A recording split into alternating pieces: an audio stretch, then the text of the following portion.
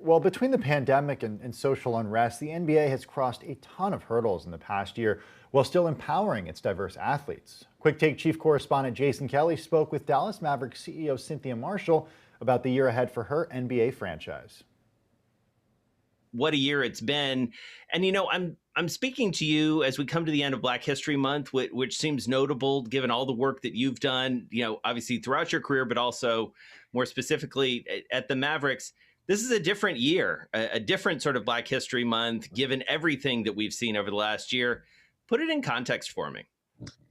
Jason, it's good to see you again, and it has been quite a year. I think, normally Black History Month is about, really stopping to acknowledge the contributions of African Americans, to really acknowledge kind of the historical nature of those contributions, and where we've been, where we've come from, and all that, and to really know that Blacks have contributed greatly to this country.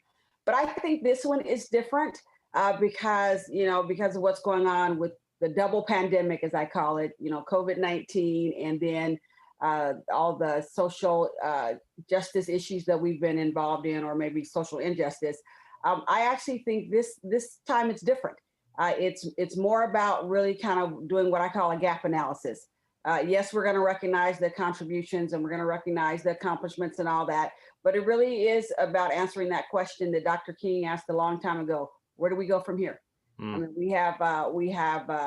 we've seen with COVID-19 that it's in fact impacting people of color at a disproportionate rate. I mean, Blacks are dying at a disproportionate rate. We're hospitalized. We're getting more cases, almost twice as many as some others. And so it's making us stop to really think about how we're going to address some of these disparities and inequities that exist for Black Americans.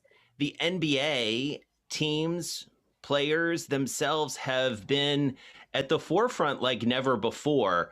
How do you effectively enable that, running a team, but also, overseeing in many ways a group of men who, Black or white or other, have come out stronger than ever before around issues of injustice?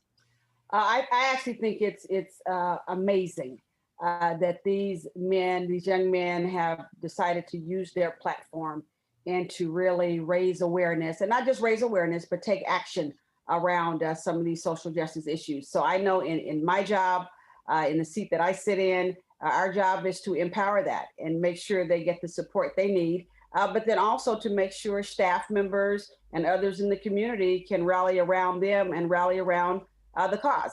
I think back to what feels like history will see as a pivotal moment when it comes to the NBA, when it comes to the discussions that really came to the fore last summer.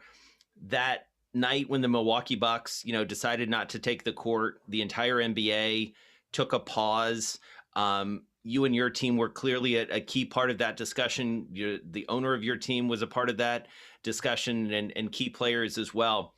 What was it that enabled the NBA specifically, you think, to have that amount of power and influence, I guess? We have a big platform. And here's what was interesting about last summer is that, we're going through COVID-19. So we're quarantined. And so more people were at home in the house than ever. And so we had a captive audience. And we recognize that.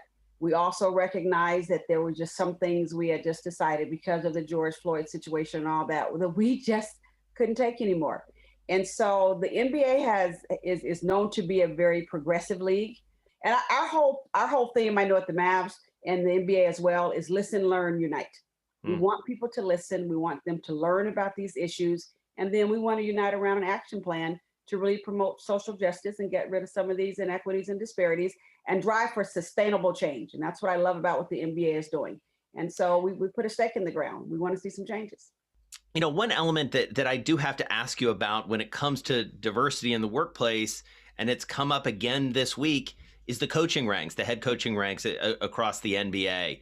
You have players being more vocal about that as well. I believe, and keep me honest here, your coach is the head of the national Coaches Association. Yes, He has come out on behalf of that group and criticized some of the way teams have been going about searching for coaches. 7 out of 30 coaches are not white. What do we need to do about that? How do we fix that? We just need to fix it. We need to be very intentional about it. Fortunately for us, one of our assistant coaches, Stephen Silas, is now the head coach at the Houston Rockets, Right. African American man, and so that's progress. That's progress. But we need to fix it. We need to put a stake in the ground, make some, declare some bold goals, and say by a certain year we want to have X number of diverse coaches in the league, and just do it.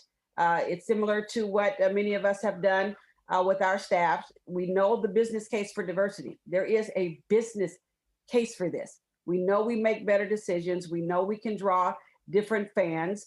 There are just so many reasons why we need to do this. It impacts the bottom line numbers. So to understand that business case will just lead you to want to put some bold goals in place and just do the right thing. We have qualified people ready to take these jobs. And so we just need to be very, very intentional about it, understanding the bottom line impact.